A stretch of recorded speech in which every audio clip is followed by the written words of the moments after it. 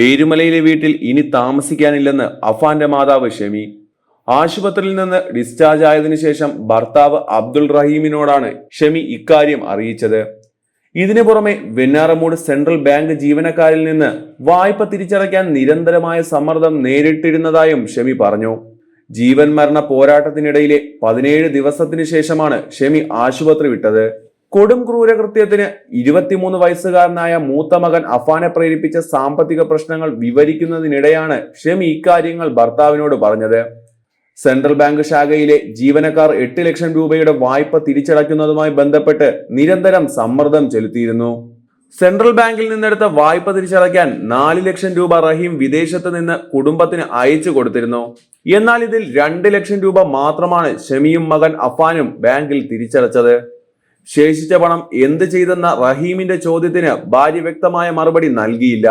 8 ലക്ഷം രൂപ വായ്പ എടുത്തതിന്റെയും 2 ലക്ഷം രൂപ ഒറ്റത്തവണയായി തിരിച്ചടച്ചതിന്റെയും രേഖകൾ വെഞ്ഞാറമൂട് പോലീസ് ബാങ്കിൽ നിന്ന് ശേഖരിച്ചു.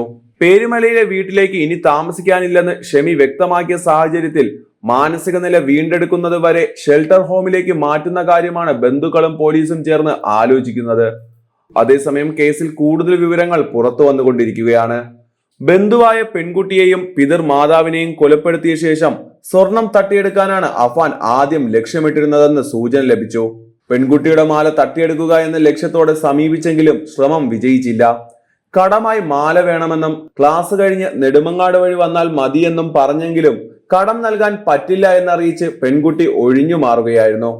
മാതാവ് ഷെമിയെ കൊണ്ടും പെൺകുട്ടിയിൽ നിന്ന് മാല വാങ്ങാൻ ശ്രമിച്ചെങ്കിലും വിജയിച്ചില്ല. കേസിൽ കട്ടിലിൽ നിന്ന് താഴെ വീണെന്ന വാദം ആവർത്തിക്കുകയാണ് ഷെമി. കൂട്ടക്കൊലപാതകത്തിന് പിന്നിൽ അഫാനാണെന്ന വിവരം ഡോക്ടർമാരുടെ സാന്നിധ്യത്തിൽ ഭർത്താവ് റഹീം നേരത്തെ അറിയിച്ചിരുന്നു. ഇതിനുശേഷവും ഉമ്മ ഷെമി അഫാനെ സംരക്ഷിക്കുന്ന രീതിയിൽ മൊഴി ആവർത്തിക്കുകയായിരുന്നു. അഫാന് ഒരിക്കലും ഇങ്ങനെയൊരു കൊടും ക്രൂരത ചെയ്യാൻ സാധിക്കില്ലെന്നാണ് ഷെമി പറഞ്ഞത്. കൊലപാതക വിവരം അറിഞ്ഞതോടെ വിതുമ്പിക്കരഞ്ഞ ഷെമി മൊഴിയിൽ തന്നെ ഉറച്ചു നിൽക്കുകയായിരുന്നു. കുടുംബത്തിന്റെ കടബാധ്യത മകനെ ഏൽപ്പിച്ചിരുന്നില്ല എന്നും പ്രതി അഫാന്റെ പിതാവ് റഹീം സ്വകാര്യ മാധ്യമത്തോട് പറഞ്ഞു. ഞാനൊന്നും അവനെ ഏൽപ്പിച്ചില്ല, തനിയെ ഏറ്റെടുത്ത് ചെയ്യുകയായിരുന്നു. വീട് വിൽക്കാൻ ശ്രമിച്ചതും അഫാൻ മുൻകൈയെടുത്താണ്. കൂട്ടക്കൊലപാതകത്തിലേക്ക് നയിച്ച കാരണം അറിയില്ല എന്നും റഹീം പറഞ്ഞു. ഇത്രയും കടം പെരുകിയത് എങ്ങനെയെന്ന് അറിയില്ലെന്നും അബ്ദുൾ റഹീം പറയുന്നു. വീട് വിറ്റ് സാമ്പത്തിക പ്രതിസന്ധി പരിഹരിക്കുന്നതിനെ കുറിച്ചാണ് അഫാനുമായി അവസാനം സംസാരിച്ചത്. എന്നാൽ തന്റെ ജീവിതം ഇങ്ങനെ കീഴ്മേൽ മറിയുമെന്ന് അബ്ദുൾ റഹീം കരുതിയിരുന്നില്ല. അഫാന്റെ മാതാവ് ഷെമിയുടെ ചികിത്സ തുടരുകയാണ്. ഈ സാഹചര്യത്തിൽ വിദേശത്തേക്ക് തിരിച്ചു പോകാൻ കഴിയില്ല എന്നും റഹീം പറയുന്നു. നാട്ടിൽ എന്തെങ്കിലും ജോലി നോക്കണമെന്നും അഫാന്റെ പിതാവ് പറഞ്ഞു. അഫാൻ ചെയ്ത നരനായാട്ടിന് പിന്നാലെ ബന്ധുക്കളെല്ലാം കൈയൊഴിഞ്ഞ മട്ടാണ്.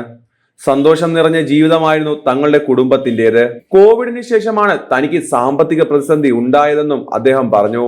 ബിസിനസ്സിൽ നഷ്ടമുണ്ടാവുകയായിരുന്നുവെന്നും എങ്കിലും നിത്യചെലവിനുള്ള പണം വീട്ടിലേക്ക് അയച്ചു കൊടുക്കുമായിരുന്നുവെന്നും അദ്ദേഹം പറയുന്നു. സെൻട്രൽ ബാങ്കിലെ അസിസ്റ്റന്റ് മാനേജർ വീട് വെക്കാനെടുത്ത വായ്പയുമായി ബന്ധപ്പെട്ട് നിരന്തരം വിളിച്ച് ബുദ്ധിമുട്ടിച്ചിരുന്നു. അതെല്ലാം അഫാനെ സമ്മർദ്ദത്തിലാക്കിയിരിക്കാമെന്നും റഹീം അറിയിച്ചു. ഇതിനു പുറമെ കടം വാങ്ങിയ ബന്ധുവിൽ നിന്നും കുടുംബത്തിന് സമ്മർദ്ദമുണ്ടായി. നേരത്തെ വീട് ജപ്തി ചെയ്യാൻ തടസ്സമില്ലെന്ന് വെഞ്ഞാറമൂട് സെൻട്രൽ ബാങ്കിലെ അസിസ്റ്റന്റ് മാനേജർ എഴുതി വാങ്ങിച്ചിരുന്നു. വീട് വിറ്റ് കടം വീട്ടുന്ന കാര്യം മകൻ അഫാനുമായി ദിവസങ്ങൾക്ക് മുമ്പ് സംസാരിച്ചിരുന്നു. അഫാനെ ഇനി വീണ്ടും കാണാൻ ആഗ്രഹിക്കുന്നില്ലെന്നും ഒരു സഹായവും ചെയ്യില്ലെന്നും റഹീം പറഞ്ഞു. എന്തിനാണ് അഫാൻ ഫർസാനയെയും അഫ്സാനെയും കൊലപ്പെടുത്തി എന്ന ചോദ്യത്തിന് വിതുമ്പി കരയുകയാണ് റഹീം ചെയ്തത്. ഫർസാനയുടെ കുടുംബത്തെ പോയി കാണണമെന്ന് ആഗ്രഹമുണ്ടെന്നും റഹീം പറഞ്ഞു. ഇനിയും 1 വർഷത്തോളം ഷെമിക്ക് ചികിത്സ തുടരേണ്ടി വരും. തനിക്ക് ജോലിയൊന്നുമില്ലാത്ത സാഹചര്യത്തിൽ സാമ്പത്തികമായി വളരെ ബുദ്ധിമുട്ടിലാണ് എന്നും റഹീം പറയുന്നു. പ്രതിയുമായുള്ള അവസാനഘട്ട തെളിവെടുപ്പാണ് ഇനി നടക്കാനിരിക്കുന്നത്. സംഭവത്തിൽ രജിസ്റ്റർ ചെയ്ത 3 കേസുകളിൽ അവസാനത്തേതാണ് വെഞ്ഞാറമൂട് പോലീസ് അന്വേഷിക്കുന്നത്. മാതാവ് ഷെമിയെ പരിക്കേൽപ്പിച്ചതും സഹോദരൻ അഫ്സാനെയും കൂട്ടുകാരി ഫർസാനയെയും കൊലപ്പെടുത്തിയതും ഉൾപ്പെടെയുള്ള കുറ്റകൃത്യങ്ങളിലാണ് 3ാമത്തെ കേസ്. കൂട്ടക്കൊല അന്വേഷിക്കാൻ ചുമതലപ്പെടുത്തിയ അന്വേഷണ സംഘം മദർ കേസ് എന്ന് വിശേഷിപ്പിക്കപ്പെടുന്നതും ഈ കേസിനെയാണ്. അതുകൊണ്ട് തന്നെ നിർണായകമായ തെളിവെടുപ്പ് 2 ദിവസം വരെ നീണ്ടു നിന്നേക്കും. ഇതിനായുള്ള ഒരുക്കങ്ങൾ വെഞ്ഞാറമൂട് പോലീസ് പൂർത്തിയാക്കി കഴിഞ്ഞു.